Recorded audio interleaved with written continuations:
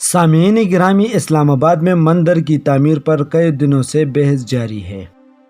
مختلف دینی جماعتوں کے نمائندہ افراد نے کانفرنس کر کے اس مندر کی تعمیر کی مخالفت کی ہے اور یہ اعلان کر دیا ہے کہ معاملہ وفاقی شرعی عدالت میں اٹھایا جائے گا۔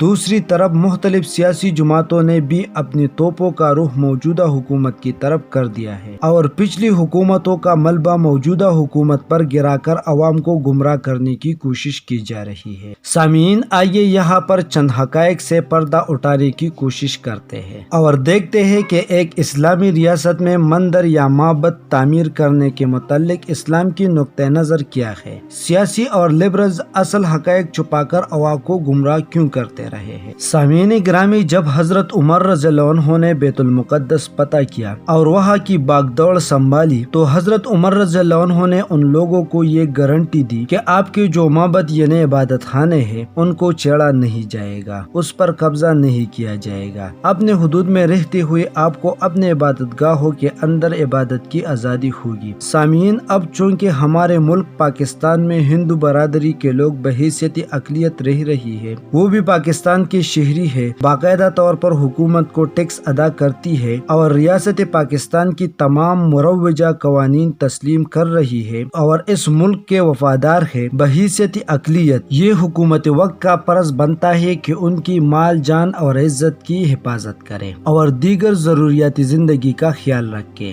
اب اگر اقلیتی برادری اپنے پیسوں سے زمین خرید کر اپنے لیے عبادت خانہ تعمیر کرنا چاہتے ہیں تو بے شک تعمیر کر لے، وہ ٹیکس دے رہے ہیں، مروجہ قوانین کے تحت زندگی گزار رہے ہیں، مسلمانوں کے مسجد میں آ کر اپنا عبادت تو نہیں کر سکتے، ظاہری بات ہے ان کا الگ دھرم ہے۔ اگر اقلیتی برادری ہندوازم کے پرچار کے لیے کوئی مرکز بنانا چاہتے ہیں پھر ہمارے لیے لمحہ فکریہ ہے اور یہ اسلام کے لیے خطرہ بھی ہے۔ بصورت دیگر اس سے اسلام کو کیا خطرہ لاحق ہو سکتا ہے؟ انڈیا میں دیکھیں، لاکھوں مسلمان آباد ہیں، وہاں پر بہت سے مساجد ہیں جہاں پر مسلمان اپنی عبادات ادا کرتے ہیں۔ دنیا کے اور بہت سے ممالک میں مسلمان ہزاروں لاکھوں کی تعداد میں آباد ہیں اور اسی طرح مساجد بھی ہیں۔ سامعین گرامی، اسلام ایک حقیقی دین ہے، ایک سچا دین ہے جو ہمیں صبر و تحمل، رواداری اور امن کا درس دیتا ہے۔ اگر انڈین فورسز وہاں کشمیریوں پر ظلم کر رہی ہے یا مسلمان کے حقوق غصب کر رہے ہیں تو اس کا مطلب یہ نہیں کہ ہم بھی اپنی اقلیت پر ظلم کی انتہا کر دیں اور ان کا جینا حرام کر دیں، بلکہ ہم وہ اخلاق اور کردار اپنائیں گے جو اسلام کا عملی نمونہ ہو اور غیر مسلم اسلام پر انگلی نہ اٹھائے کہ اسلام تنگ نظر اور انتہا پسند ہے۔ الحمدللہ ہماری فوج دنیا کی بہترین افواج میں سے ایک ہے جو وقت آنے پر اپنی قوم کو مایوس نہیں کرے گی۔ سامعین، اس مندر کی اجازت 4 جون 2015 کو نواز شریف کی حکومت میں ملی تھی اور اس کے لیے زمین 2017 کو الاٹ ہوئی ہے۔ در حقیقت ہمارا دینی طبقہ جو اپنے آپ کو بہت زیادہ دیندار سمجھتا ہے وہ کسی اور کو اسلام پر بات کرنا اپنا توہین سمجھتا ہے اور دین اسلام کے پکے ٹھیکیدار بنے ہوئے ہیں۔ ان کے منہ سے نکلا ہوا بات منوان تسلیم کرنا پڑتا ہے، چاہے وہ بات دین اسلام کی روح کی منافی کیوں نہ ہو۔ کالے سفید اور ہرے پگڑیاں باندھ کر اپنے مسلک اور فرقے بنائے ہوئے ہیں، جس کو جی میں آئے کافر قرار دیتے ہیں، جس کو جی میں آئے مسلم۔ مذکورہ مندر کو ہی دیکھ لے، گویا اس مندر کی تعمیر کا حکم عمران خان نے جاری کر دیا ہو اور ہر کوئی اپنا نزلہ عمران خان پر گرانے کی کوشش کر رہا ہے۔ سامعین، میں کسی پارٹی کو سپورٹ نہیں کر رہا ہوں بلکہ یہاں پر آپ کو حقائق سے آگاہ کر رہا ہوں۔ یہ کبھی عمران خان کو یہودی ایجنٹ کا فتویٰ لگا دیتے ہیں تو کبھی کشمیر بھیجنے جیسے الزامات لگا دیتے ہیں اور وقتی پیدا حاصل کرتے ہیں، لیکن بعد میں جب حقیقت کھل جاتی ہے تو شرمندگی مقدر بن جاتی ہے اور عمران خان کی عزت لوگوں کے دلوں میں مزید پختہ ہو جاتی ہے اور یہ جھوٹے کسی کو منہ دکھانے کے قابل نہیں رہتے۔ اس وقت بھی ایک مذہبی پارٹی بہت شور مچاتی ہے، حالانکہ ان کو یہ بات بخوبی معلوم ہے کہ اس مندر کی اجازت نواز شریف کے دور میں دیا گیا تھا اور ان کا افتتاح نواز شریف نے اپنے ہاتھوں سے کیا تھا، مگر ان لوگوں کی بیمانی کا جواب نہیں ہے اور یہ جو بھی گندگی عمران خان پر پھینکتے ہیں خود ان کی منہ پر آ گرتا ہے اور انتہائی ڈٹائی کے ساتھ یو ٹرن لے کر کسی اور ایشو پر منہ مارنے میں لگ جاتے ہیں۔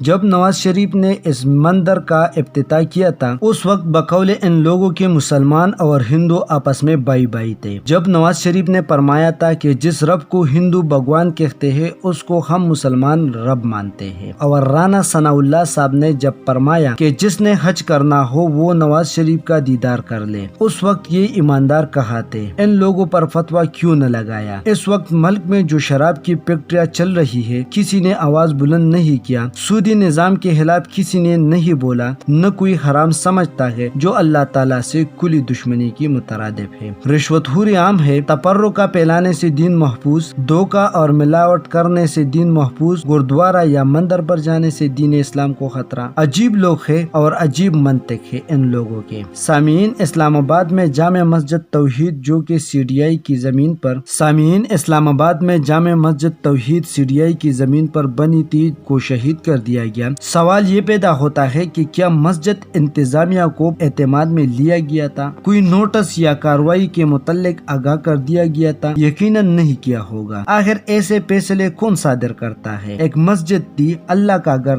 باقی سب کام پورے ہو گئے ہیں لیکن ایک مسجد کی جگہ سرکاری رہ گئی تھی۔ تحریک انصاف کی حکومت کو چاہیے کہ تحقیقات کرے اور یوں غلط فیصلے کرنے والوں کے خلاف سخت سے سخت کارروائی کرے اور یوں انتشار اور فساد پھیلنے سے روکا جائے۔ مسجد اللہ کا گھر ہوتا ہے، یہ کسی کی ذاتی جائیداد نہیں ہوتی۔ ان دونوں واقعات کو بیک وقت ایسی ترتیب دیا گیا ہے جو ملک پاکستان کے امن اور پرسکون ماحول کو خراب کرنے کے لیے خطرہ بن سکتا ہے۔ ناظرین، اس وقت سب اپنے اپنے دکانداری میں لگے ہوئے ہیں، حقیقی معنوں میں کوئی دین اسلام کے لیے فکر مند نہیں ہے۔ سیاستدان بھی اپنے مفادات کے لیے لڑ رہے ہیں، کسی کو ملک و قوم کی فکر نہیں ہے۔ اللہ تعالی ہم سب کی حامی و ناصر ہو۔ سامعین گرامی، اسلام آباد میں مندر کی تعمیر پر کئی دنوں سے بحث جاری ہے۔ مختلف دینی جماعتوں کے نمائندہ افراد نے کانفرنس کر کے اس مندر کی تعمیر کی مخالفت کی ہے اور یہ اعلان کر دیا ہے کہ معاملہ وفاقی شرعی عدالت میں اٹھایا جائے گا۔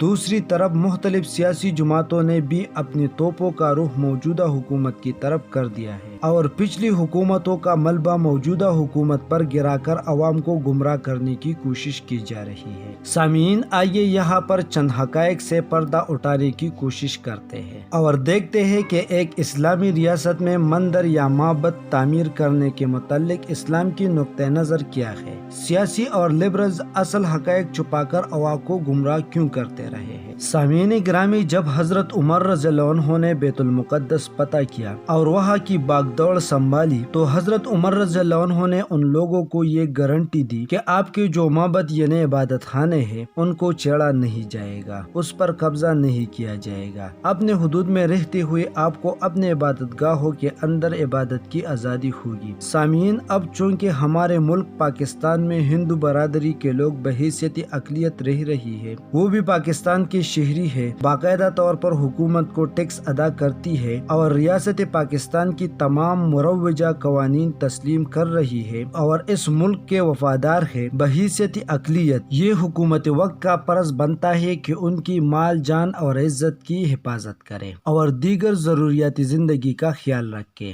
اب اگر اقلیتی برادری اپنے پیسوں سے زمین خرید کر اپنے لیے عبادت خانہ تعمیر کرنا چاہتے ہیں تو بے شک تعمیر کر لے، وہ ٹیکس دے رہے ہیں، مروجہ قوانین کے تحت زندگی گزار رہے ہیں، مسلمانوں کے مسجد میں آ کر اپنا عبادت تو نہیں کر سکتے، ظاہری بات ہے ان کا الگ دھرم ہے۔ اگر اقلیتی برادری ہندوازم کے پرچار کے لیے کوئی مرکز بنانا چاہتے ہیں پھر ہمارے لیے لمحہ فکریہ ہے اور یہ اسلام کے لیے خطرہ بھی ہے۔ بصورت دیگر اس سے اسلام کو کیا خطرہ لاحق ہو سکتا ہے؟ انڈیا میں دیکھیں، لاکھوں مسلمان آباد ہیں، وہاں پر بہت سے مساجد ہیں جہاں پر مسلمان اپنی عبادات ادا کرتے ہیں۔ دنیا کے اور بہت سے ممالک میں مسلمان ہزاروں لاکھوں کی تعداد میں آباد ہیں اور اسی طرح مساجد بھی ہیں۔ سامعین گرامی، اسلام ایک حقیقی دین ہے، ایک سچا دین ہے جو ہمیں صبر و تحمل، رواداری اور امن کا درس دیتا ہے۔ اگر انڈین فورسز وہاں کشمیریوں پر ظلم کر رہی ہے یا مسلمان کے حقوق غصب کر رہے ہیں تو اس کا مطلب یہ نہیں کہ ہم بھی اپنی اقلیت پر ظلم کی انتہا کر دیں اور ان کا جینا حرام کر دیں، بلکہ ہم وہ اخلاق اور کردار اپنائیں گے جو اسلام کا عملی نمونہ ہو، اور غیر مسلم اسلام پر انگلی نہ اٹھائے کہ اسلام تنگ نظر اور انتہا پسند ہے۔ الحمدللہ ہماری فوج دنیا کی بہترین افواج میں سے ایک ہے جو وقت آنے پر اپنی قوم کو مایوس نہیں کرے گی۔ سامعین، اس منظر کی اجازت 4 جون 2015 کو نواز شریف کی حکومت میں ملی